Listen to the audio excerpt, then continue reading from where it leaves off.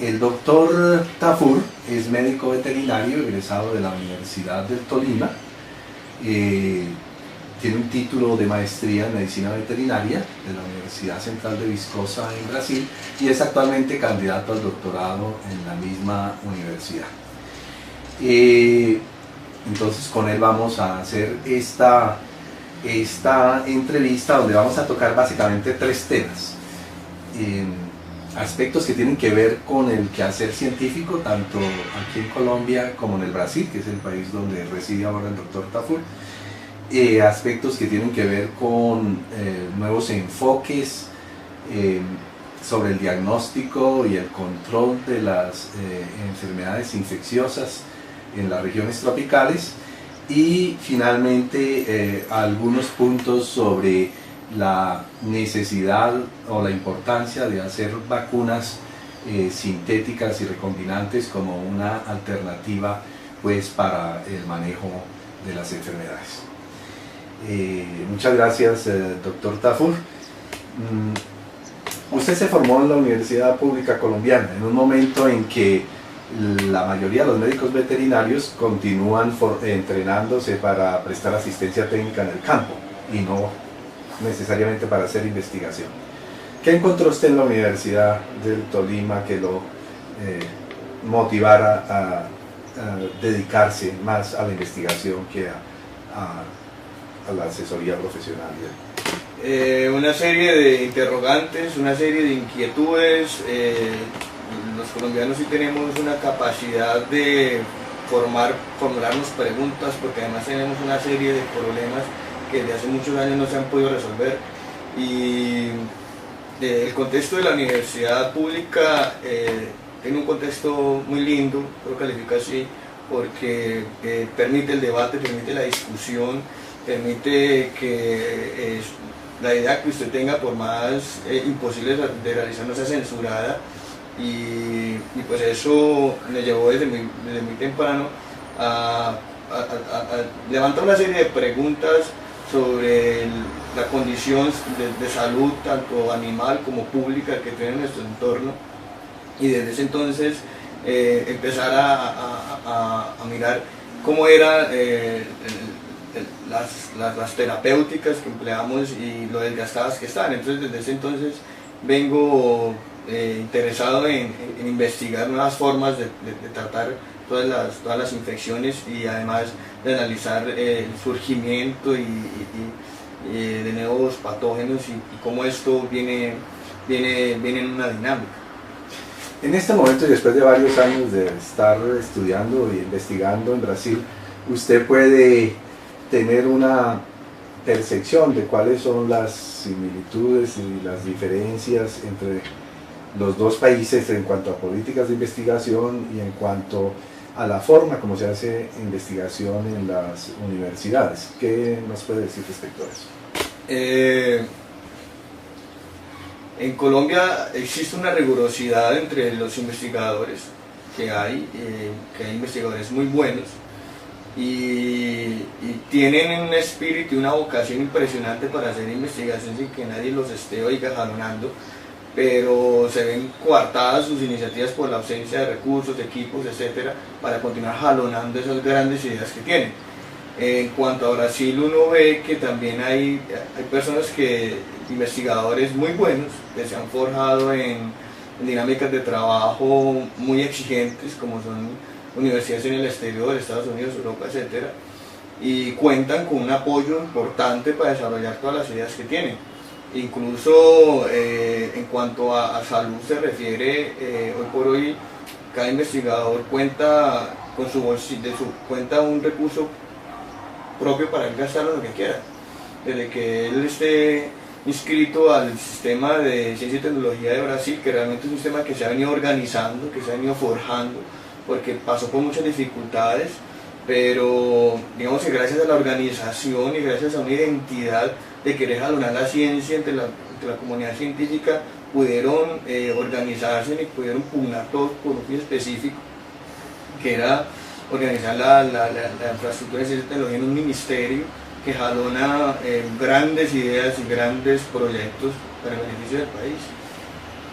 Se podría decir entonces que hay un mayor apoyo del Estado a la investigación. Hay un mayor apoyo del Estado, en Brasil. gigante. Pues, en Brasil sin el apoyo del Estado no se puede hacer nada que tenga que ver con investigación y desarrollo científico y tecnológico. Un ejemplo de eso es la Embraer, que es la empresa brasileña de aeronáutica. Esa empresa brasileña de aeronáutica, prácticamente todas las tecnologías que ha incorporado en la aeronáutica brasileña son productos de las investigaciones que ejercen entidades públicas aliadas a la industria, que de Embraer incluso es pública. Entonces eso es prácticamente un ejemplo grande. Lo que viene haciendo de investigación en Petrobras no es otra cosa de resaltar. El apoyo del Estado. Bien, bueno, entremos un poco más en materia de las áreas en que usted está investigando. Tenemos en salud pública una dura realidad, y es que a pesar del avance científico y tecnológico de las últimas décadas, todavía no se ha podido en el mundo hacer un control efectivo de las enfermedades infecciosas. Se habla entonces de la reemergencia de enfermedades que en algún momento pudieron haber sido eliminadas o controladas. Entonces, ¿cómo se explica esta situación? Bueno, esta situación es una situación compleja, pero realmente tiene un origen, y es que de entrada se trató de forma asistencialista.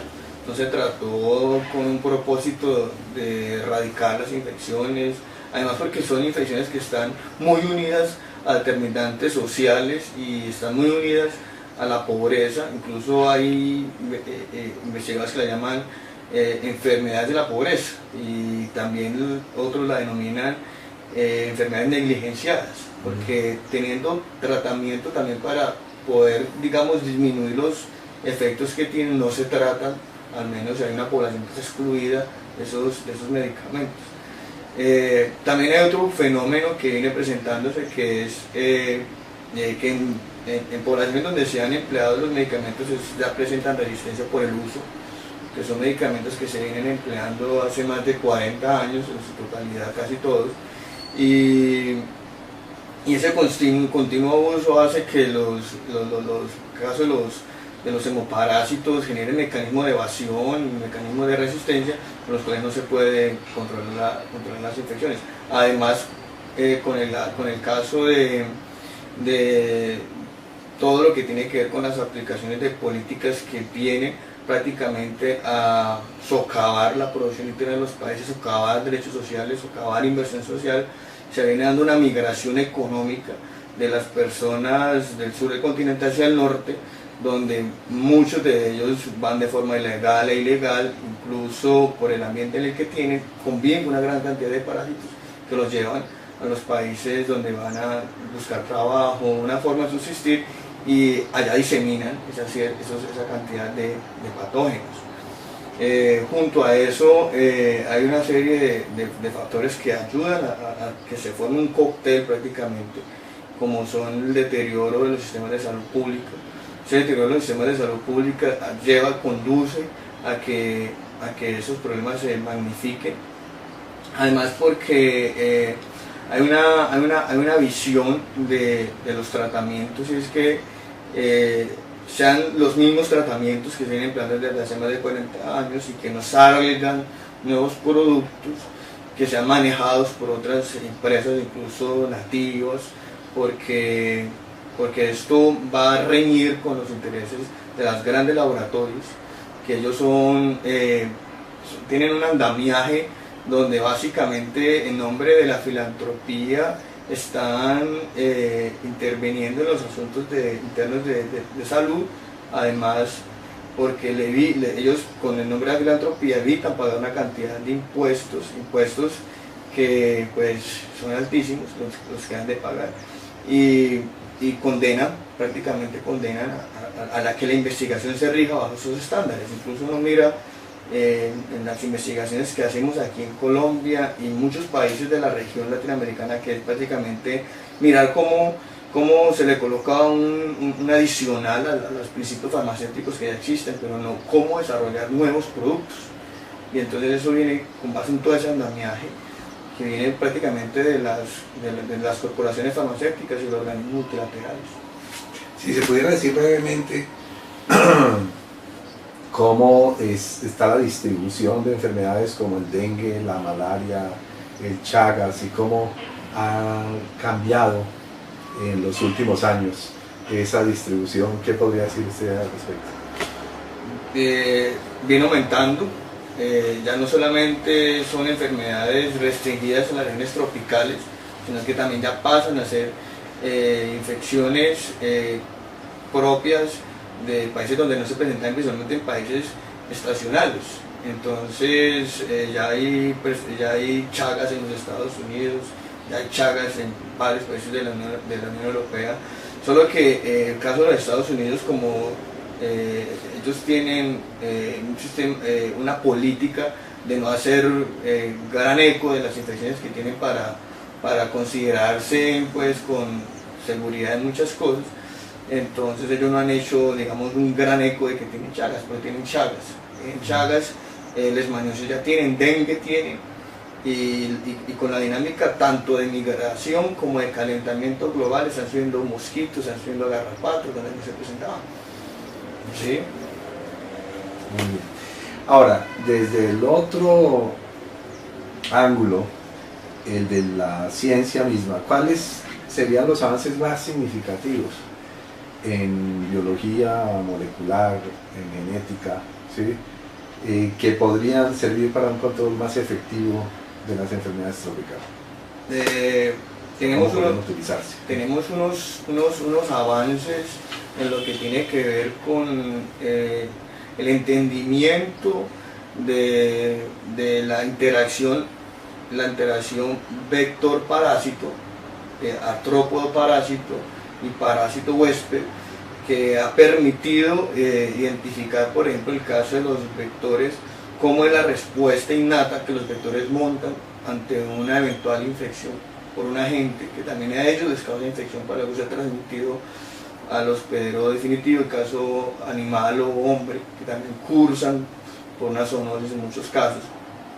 Y ese entendimiento de la inmunidad innata unido a los avances de la biología molecular y la biotecnología han permitido identificar, por ejemplo, la melanización en zancudos, como en zancudos se libera una serie de moléculas proteicas pequeñas que actúan como verdaderas defensinas, como unos antimicrobianos propios para actuar contra esos patrones que también le van a causar daño a ellos. Además de eso, se ha podido identificar cuál es la interacción del microbioma en los propios vectores, y con eso, por ejemplo, ha salido un avance importantísimo que es utilizar una bacteria intrínseca que se denomina simbionte en los mosquitos para controlar, digamos, la infección de los mosquitos Aedes aegypti contra el dengue, que es una Wolbachia. Es un artículo que salió hace poco, incluso en el Nature en el 2011.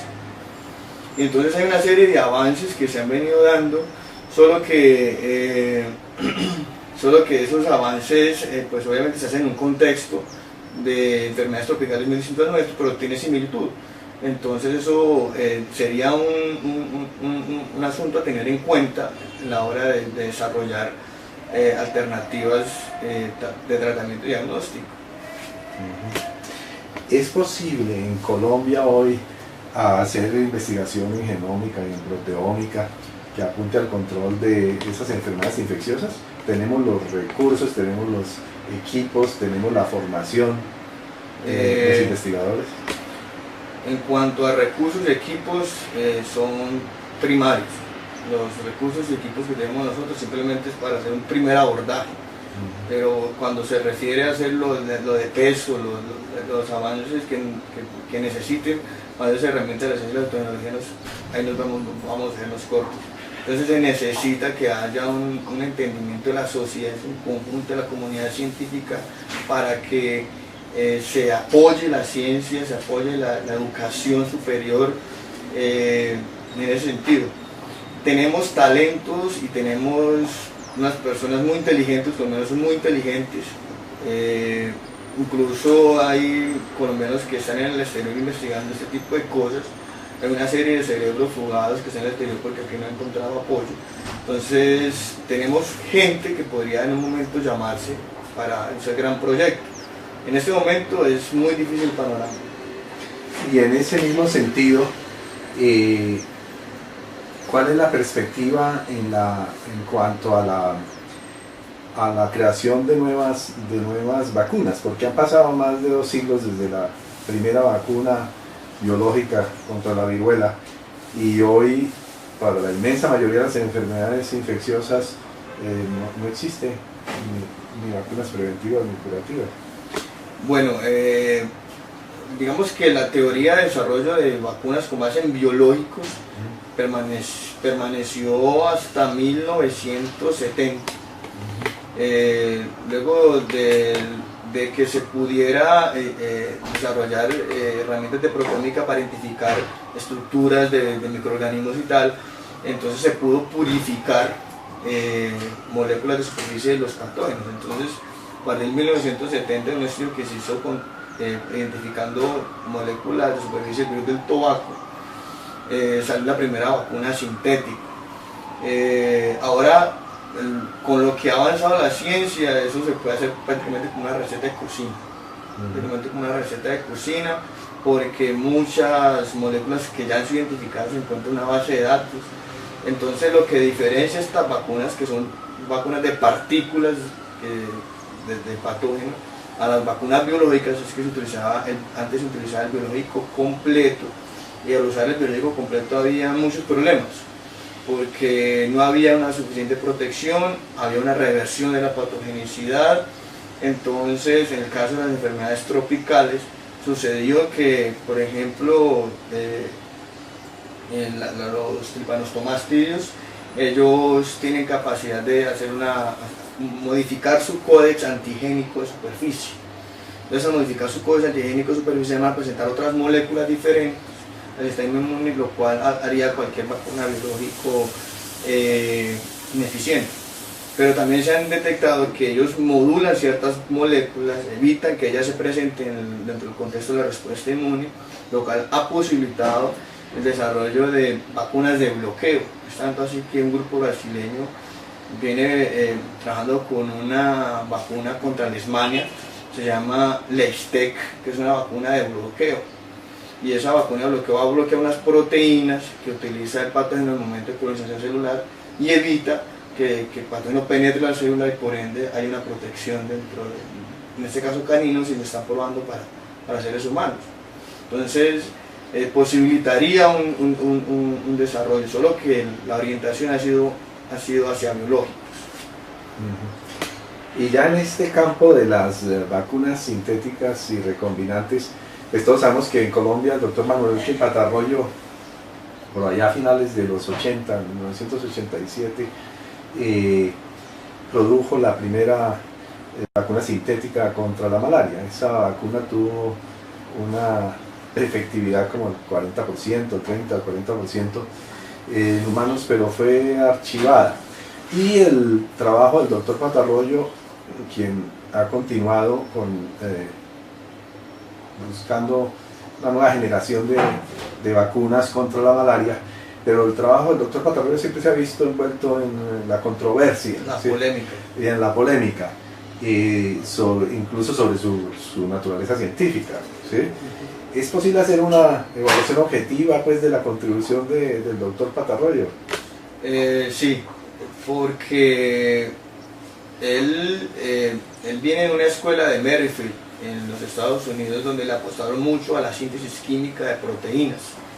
Incluso Merrifield fue premio Nobel de Medicina por allá en los 70.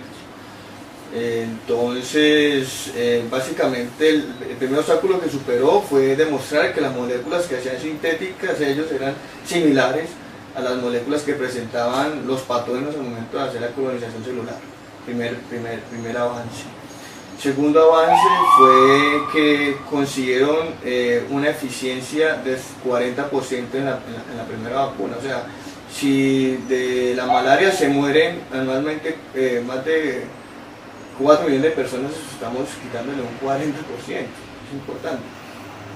Entonces, luego viene el asunto de que los norteamericanos dijeron que la vacuna tenía un 15% de eficiencia, solo que los estándares que ellos utilizaban para sintetizar la vacuna fueron completamente distintos a lo que trabaja el equipo Patarroyo, y produjeron una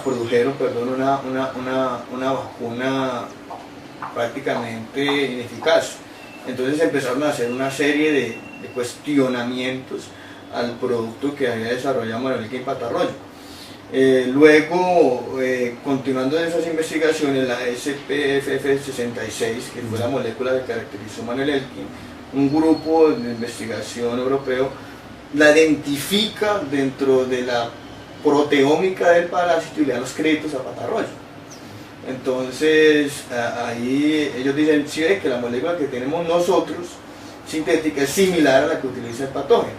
Lo que sucede es que la SPF66 es una molécula de superficie que puede ser modulada y moldeada y manipulada incluso por los estadios parasitarios, lo que da una baja eficiencia. Ahora él continuó con las investigaciones y los artículos mostraron una nueva vacuna con eficiencia superior al 80%, asunto que fue tratado con desprecio porque hay una serie de intereses que quieren que esa vacuna no salga al mercado, porque al salir esa vacuna al mercado se romperían algunos paradigmas y algún tipo de molde que existe en el mundo para tratar las infecciones tropicales. Sí, precisamente recuerdo que el año pasado en una conferencia que dictó el doctor Patarroyo en el Instituto Politécnico Nacional de México, planteaba que uno de los grandes obstáculos para que avanzara en su vacuna de nueva generación, la cual apenas ha llegado a ser probada con monos, pero no con humanos todavía, eran los intereses de las compañías farmacéuticas. ¿Tendrá eso que ver con el hecho de la donación que hizo el doctor Patarroyo a la Organización Mundial de la Salud de la primera vacuna que usted mencionaba? Tiene que ver muchísimo con el interés de las compañías farmacéuticas y con lo de las donaciones, porque como lo mencioné al principio, ellos tienen una serie de productos que utilizan en los programas que llaman gratuitos para control de enfermedades tropicales. Ahí tienen los antiamoniales, ahí tienen el diminacén, tienen los imidocárbidos, que son productos que vienen empleándose desde un montón de tiempo. Entonces esos productos, ellos bajo el nombre de filantropía vienen haciendo y deshaciendo con eso. Entonces, el obstáculo para desarrollar la vacuna ahora es de los laboratorios completamente. Lo que le dicen de que no cumple con las condiciones ambientales para tener los monos cautivos prácticamente es una forma que le dan a lo que de fondo se está moviendo, porque de fondo realmente se hay intereses de las compañías farmacéuticas, y incluso él lo ha dicho a nombre propio, ¿sí? Que ahí están metidos los de la Glaxon, ahí están metidos los de la Novartis, que no quiere que esa vacuna salga al comercio, porque los estudios que tiene hasta ahora en monos, el Aotus, que prácticamente es un mono que tiene el sistema inmune idéntico a los seres humanos, han comprobado un más del 90% de eficacia. Entonces lo que está claro que no quieren que esa vacuna salga. Bien, ahora la GlaxoSmithKline está trabajando en su propia vacuna, la está probando en África en niños, ¿sí? Para vacuna para la malaria. ¿Usted tiene información si esa vacuna es una vacuna también sintética, similar a lo que...? Yo no tengo información, por lo que ellos manejan todo con secreto industrial. Entonces ellos no han publicado nada de los estudios que vienen haciendo. Lo que se sabe es que siguen trabajando en una vacuna que se deriva de unas moléculas de superficie, pero son moléculas que no alcanzan a más de las moléculas que se han identificado en el mundo para vacunas contra malaria, la que más alcanza un 45% en este caso. Yo creo que de ese grupo, de esa familia de moléculas que han identificado la grasa, viene trabajando una porque es lo más barato. Ellos no van a hacer ciencia básica para descubrir la rueda, sino que de pronto escogieron una de ellas y comenzaron a trabajar. Y a manera de conclusión, doctor Tafur, ¿qué necesitaríamos para darle un mayor impulso a la investigación científica en esta área aquí en Colombia? ¿Qué piensa hacer? Diagnósticos tenemos suficientes, análisis de prevalencia tenemos muchísimos, necesitamos inversión. Inversión principalmente del Estado, que sea un Estado comprometido con el avance de la ciencia, comprometido con el avance de la tecnología también que se genere, y que toda la sociedad respalde ese proceso, incluso la comunidad científica se organice en respaldar esa idea, y que haya un viraje de lo que está sucediendo actualmente, porque prácticamente la ciencia en este momento está relegada al último eslabón de las prioridades. Conciencia le está mendigando a todos los ministerios para poder poner unas migajas y repartírselas a los privilegiados, que son pocos, para desarrollar una que otra cosita. Y no tiene ni siquiera está organizado bajo una jerarquía importante dentro de la ciencia. En América Latina todos los países vienen formando sus propios ministerios de ciencia y tecnología con presupuesto propio, y Conciencia es un instituto pequeñito ahí y que le ruega a todos los ministerios, ni siquiera tiene una organización propia. Entonces se necesita realmente seriedad en eso, un empuje, y que la sociedad esté consciente de que eso es necesario para que Colombia pueda romper las cadenas de su desarrollo. Y con este llamado a fortalecer Colciencias, a que el Estado le dé la financiación que Colciencias requiere para que los grupos de investigadores que ya existen en Colombia puedan hacer su labor, terminamos esta entrevista y los esperamos en una próxima oportunidad. Muchas gracias. Muchas gracias por la invitación de Bernardo, por esta entrevista, y esperamos vernos muy pronto.